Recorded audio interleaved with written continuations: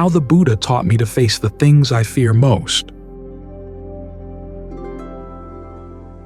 We come to a quiet place like this so that we can see our minds clearly.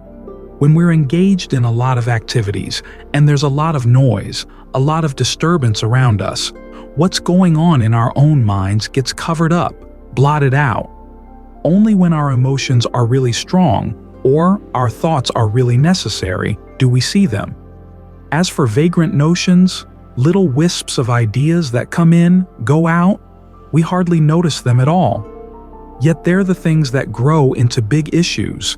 We come to a place like this to see what we can find out about how the little things in the mind function and how they can be dealt with properly before they turn into big problems. So it may seem strange that we're focusing on the breath as we meditate, instead of focusing directly on the mind. That's because it's a lot easier to see the mind when you're not focused directly on it. You focus it on one thing, and then you can back up and observe it as it stays focused. That's when things begin to be clear. So, focus on the breath. Have a sense that the breath is bathing you. When you breathe in, remember, it's not just the air coming in and out through the nose. It's the whole sense of energy flow in the body. If you don't feel much energy flow, just notice what aspects you do notice and pay attention there. Gradually, as the mind settles down, you begin to sense other areas as well. We're trying to give the mind a good solid place where it can settle down and stay with a sense of interest, because this will keep you in touch with what's going on inside. You can't stay here in a quiet place forever. You have to go out into the noise of the world, and sometimes you'll have trouble justifying to yourself taking some time out to be with the mind, to be with the body as you sense it from within, because everything else outside is more demanding. But you have to realize that just because demands are being made doesn't mean they have to be met. And the fact that some things are pressing doesn't mean they're important. But there will be things that are important, things that are demanding that you have to pay attention to. So you have to learn how to take some time for the mind so that the mind can handle them.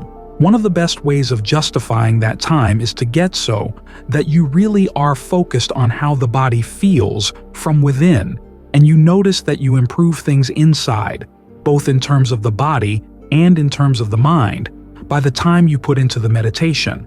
So you can tell the other parts of the mind that you are actually being responsible as you stay right here and put your other responsibilities down for the time being. After all, you're looking after the mind that's going to have to deal with all those other responsibilities, and if you don't look after it, it gets pretty ragged. So, you have to keep on reminding yourself.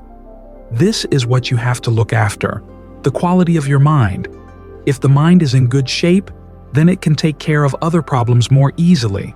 If it gets neglected, it's like the body's not exercising. After a while it gets weaker, a little problem here, a little problem there, and when you need the body to do physical work, it's not up for the work. Well, even more so with the mind, it requires attention. It's like an engine that you have to keep fine-tuned. So, take an interest in what's going on right here and learn some skills. You're being just with yourself right here. A lot of people don't know how to be by themselves. In fact, one of the defining characteristics of an arahant is being able to delight in an empty dwelling. If most of us were stuck in an empty room with nothing to distract us, we'd go stir-crazy pretty quickly. But you have to remember, in that empty room, the body isn't empty. Your mind isn't empty. So, you need to get a handle on them and to learn how to find it fascinating being here, thinking about the breath energy flowing in different parts of the body. Calm in the storm. You notice that Ajahn Lee in his book, Keeping the Breath in Mind, talks about the breath energy entering the back of the neck and going down the spine. What is that like? Entering in the back of the neck? For people who have heart problems, it's precisely what you need to disperse all the tension that tends to build up in the neck and the shoulders. But maybe you don't have a heart problem. Maybe your problem is a weak back, in which case you try something else. There's a Dhamma talk where Ajahn Lee talks about the breath energy that starts at the soles of the feet and goes up the legs, up the spine, up through the skull and out through the top of the head. That strengthens your back. So there's a lot you can play with. The discoveries about what your body needs never seem to end, because as the body ages, it develops different needs, unexpected needs. Often the breath can be the right medicine for it, but you have to learn how to have a sense of ingenuity and a willingness to turn things inside out to see what the breath can do for you. Sometimes if there's pressure up in the head, you want to focus on the breath going down the back of the neck, down the spine, and then from the tailbone down into the ground. Other times, you want to think of opening up the front of the neck, in other words, through the throat, and think of the energy going down there, down into the chest. When it gets to the heart, think of it going out into the air. Or you could think of the body as being like a big sponge, and the breath comes in and out through all the pores of the sponge. Ajahn Fuang talks about thinking of a line going down from the center of the top of the head, down through the head, down through the neck, the torso, and right in the middle of the body. As you breathe in, the breath goes into that line from all directions, and as you breathe out, it goes out from that line in all directions. So, see what way of conceiving or perceiving the breath energy is helpful for you right now. The breath energy and the meditation as a whole become more interesting when you see that you're exploring, experimenting, trying things out. When you learn how to develop the kind of focus that, instead of tightening up around the spot of the focus, actually helps to disperse things, to disperse tension, to disperse feelings of dis-ease, then you've mastered a really useful skill. It's like the scatter sight that hunters or mushroom gatherers like to use. When you go into the forest, you have to give equal weight to every part of your entire visual field because you have no idea where the mushrooms are going to be. So you have to be fully present, but widely present, put it that way. The best way to develop that scatter sight is also to think of the breath scattered as well, with your awareness widely present throughout the body. So there's a lot to play with, lots to get interested in. The more you're interested in what you've got right here, the more the mind will be inclined to want to stay centered here. Even as you're dealing with other things, you can stay centered in the body. Sometimes it's too much, if you have a lot of other activities going on, to keep track of whether the breath is coming in or going out, but you can keep track of the general tone of the energy in the body. When things get tense, you can think of relaxing, and that's just the body and the breath. Then there's the mind. When the Buddha talks about the different kinds of fabrication that we do based on ignorance that lead to suffering, he speaks of body fabrication, which is the breath. And then the two that are more mental, verbal fabrication, the way you talk to yourself, what he calls directed thought and evaluation. And then mental fabrication, your perceptions and feelings, feeling tones, here, of pleasure, pain, neither pleasure nor pain. As I said, if you do these things in ignorance, they lead to suffering. But if you do them with knowledge, they can actually become part of the path to the end of suffering. So as you're meditating on the breath, you begin to notice that you're learning not only about the breath, but also about the mind, as the mind talks to itself about playing with the breath energies, the perceptions you hold in mind of how the breath comes in, how it goes out, and the feelings that you can develop through the way you breathe. You begin to notice that all your other emotions are created out of these same types of fabrication. So when anger arises, the first thing you want to perceive is that it's not something you want to get involved in. Part of the mind will say, but there's something really wrong going on out there, and if I don't get angry, I won't do anything about it. You've got to learn some new motivation. The fact that something is wrong, and maybe you can do something to make it right, doesn't mean that you have to get angry about it. In fact, you're not going to be effective if you're angry. You can be a lot more effective if you can keep your anger under control, if you can disperse it. So, a good way to disperse it is to ask yourself, how am I talking to myself about this issue? It's aggravating the anger. How can I talk in another way that actually helps with the solution, or helps me to realize that this may not be the time for the solution? Maybe I have to wait. The same with perceptions. What images are you holding in mind? What images make the anger attractive? And what images are simply telling you, okay, this is my normal way of acting. If I don't act this way, I'm not me. This is where it's good to have a larger imagination about what you can be.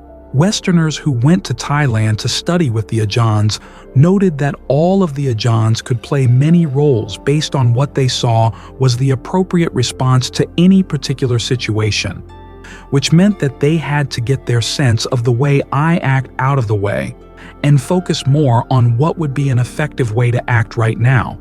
So that's a good question to keep in mind, a good way to talk to yourself. Learn how to take an interest in this process of how you put your experience together, how you put your emotions and thoughts together, and how, if they're not skillful, you can deconstruct them and put them together in another way. It helps you to step back both from the turmoil around you and from the turmoil inside, because this is the skill that you're going to need. It's not one where you just run away to when you need to be still, need to be calm. There are times when you have to carry the calm into a storm. But have a sense of how precious that calm is by developing this sense of the observer that can watch what's going on in the mind but doesn't need to get sucked into what's going on. It can be sensitive to what's going on in the body and deal effectively with that. That little bit of feeling separate is not going to be alienating. It's liberating. As the Buddha said, that's the essence of discernment, seeing things as separate. The thoughts that come into your mind are separate from you. The feelings in the body are separate from you. Pains in the body are separate from the body itself. You can separate things out like this. That puts you in a different position, a position where you're not sucked into things, because you're separated out as well. Having that sense of being separate is going to be your salvation as you're dealing with this crazy society of ours. An image I like to think of is that you're an anthropologist from Mars coming to observe these strange human beings on Earth in the beginning of the 21st century. The sense of being separate like this comes from being willing to take an interest in what's going on in your body, what's going on in your mind.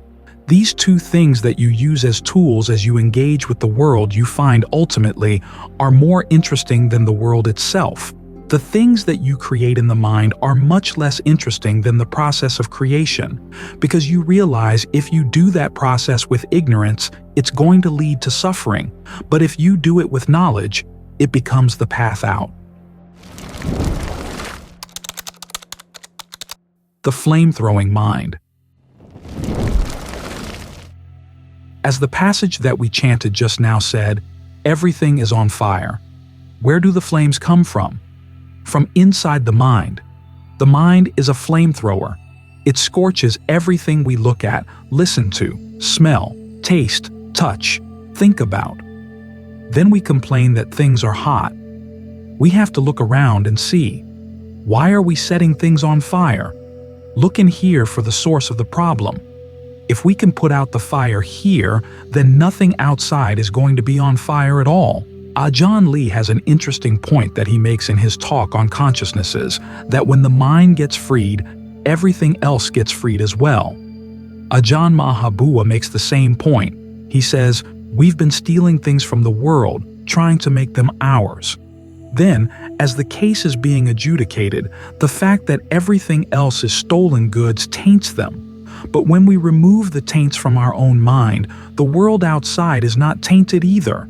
This is not to say that there are not a lot of problems out in the world. The world seems to be crazy right now. People are actually planning wars as if war were something reasonable. So we do live in a world that's not the best place to be. But we can practice.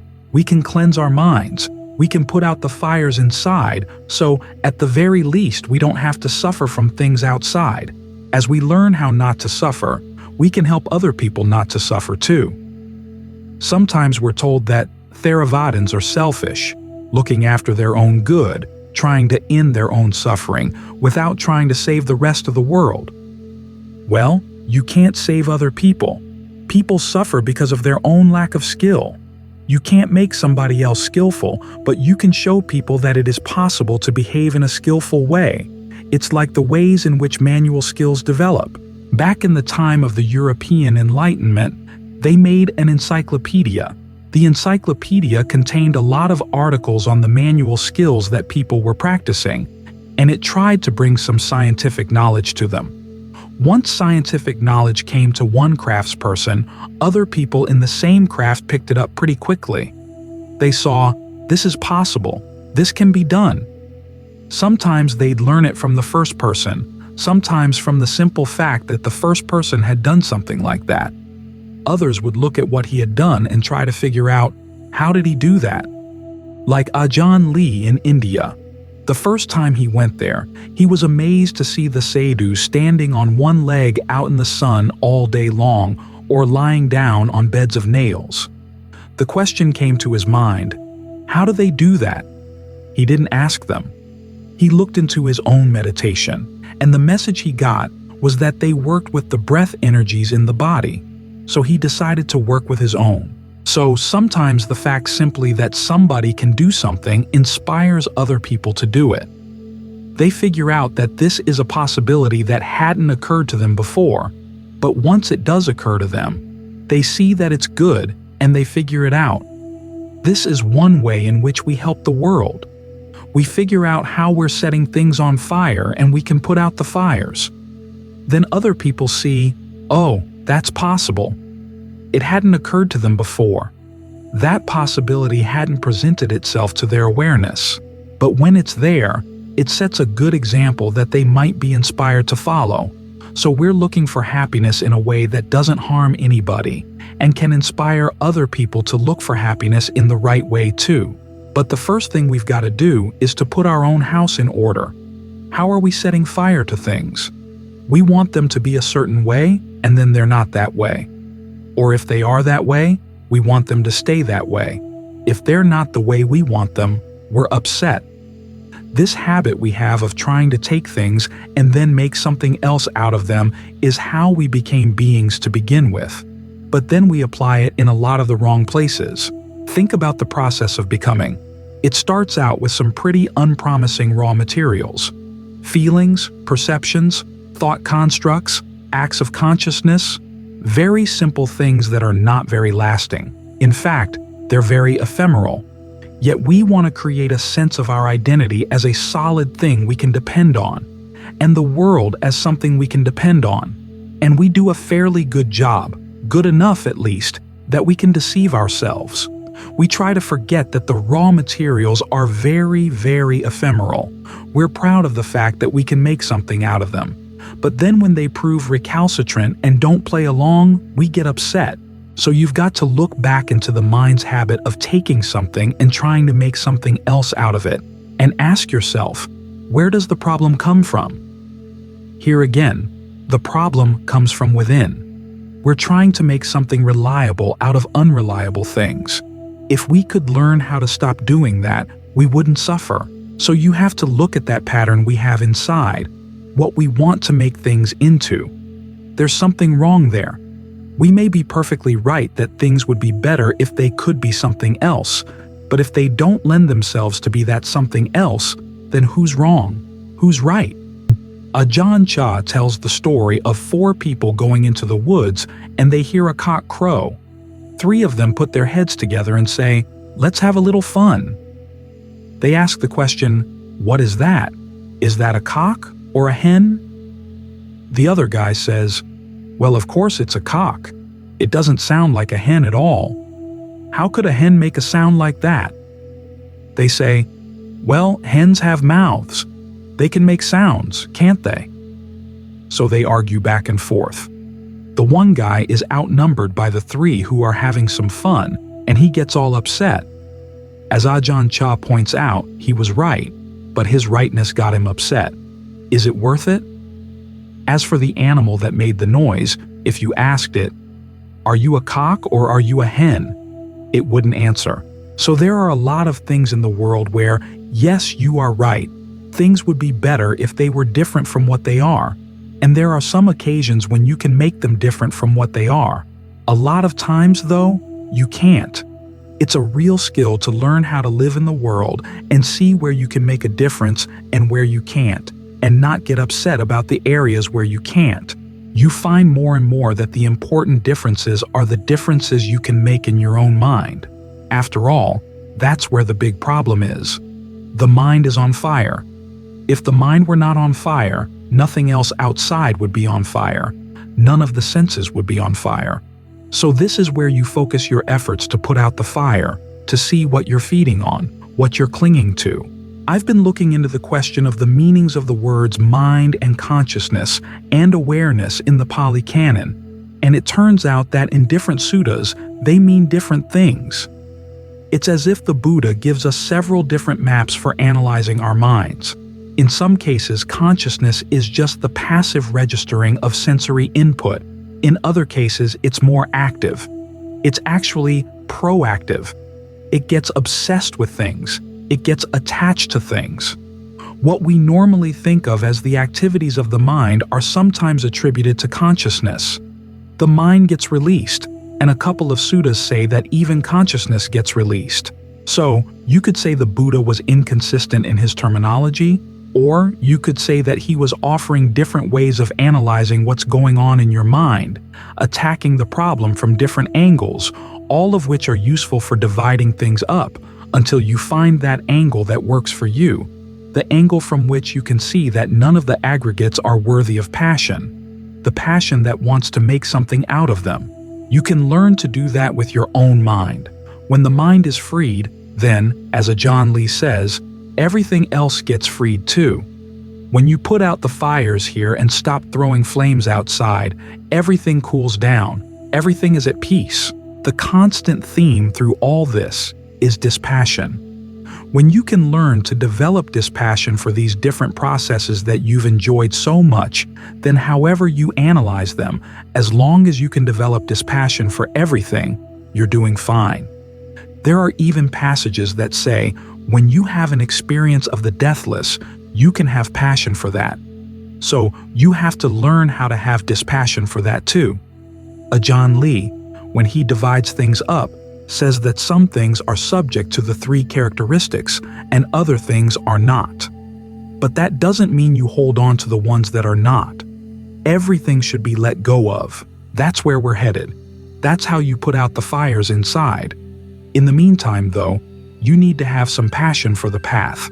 A question came up this afternoon about someone who's found that, as she's advanced on the path, she's found herself less and less interested in the things that used to hold a lot of interest for her. She's afraid she's going to suffer depression. Well, depression comes from a sense of powerlessness, that your actions don't matter, whereas dispassion comes from seeing that the things that you used to find rewarding don't really hold any reward. In the meantime, though, you've learned that there are things where you can make a difference, a good and useful difference. You can make a difference in your mind. You can put out the fires, stop throwing flames. And that's something you can get passionate about as you practice. Ultimately, you get dispassionate for that insight too. You get dispassionate for everything. But at that point, it's not depression, because you found the ultimate happiness where everything can be at peace. Until you get there, though, you're going to be finding that not only is the mind not at peace, but the world, too, is not at peace because you're not at peace. The important thing is that you watch out for the areas where you're setting things on fire. As you put out the fires inside, things in the world cool down. The mind cools down. That's where we're headed. As the Buddha said, if you see that goal as something unattractive, you've got wrong view. The closer you get there, the more you appreciate that you're really headed in the right direction. In the meantime, watch out for the flames coming out of your heart and mind, and be very careful not to set everyone else on fire too.